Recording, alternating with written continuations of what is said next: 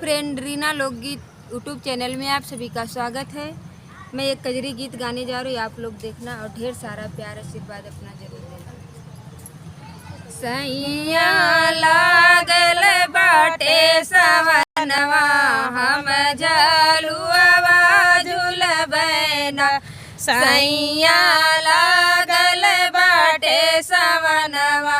हम झलुआ झुलबैना, गोरिया साथे तोहर सजनवा हम झलुआ झुलबैना, गोरिया तोहरे साथे सजनवा हम झलुआ झुलबैना, उड़त फुहरवा पड़त अंगनवा, उड़त फुहरवा पड़त अंगनवा, भीगे गोरिया के साथ सजनवा, बुनिया सरकत जाए बदनवा, भीगे गोरिया के साथ सजनवा, बुनिया सरकत जाए बदनवा, भीगे गोरिया के साथ सजनवा, बुनिया सरकत जाए बदनवा, हम झलुआ झुलबैना, हम झलुआ झुलबैना, गोरिया साथे तोहरे सजनवा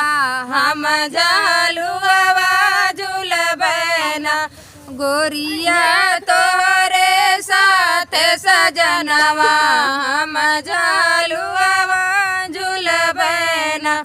झुलवा झुलवा झुलिया पावे सखिया, झुलुआ झूल न पावे सखिया, कजरी गावे मोरवा कुकर, कजरी गावे मोरवा कुकर, मधुबन हम झलुआ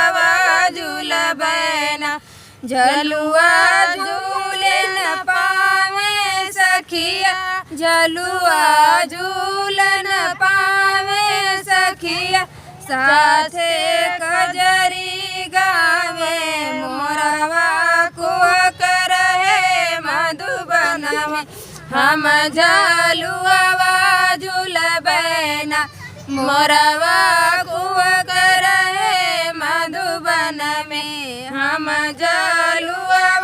झुलबैना, गोरिया साथे तोहर सजनवा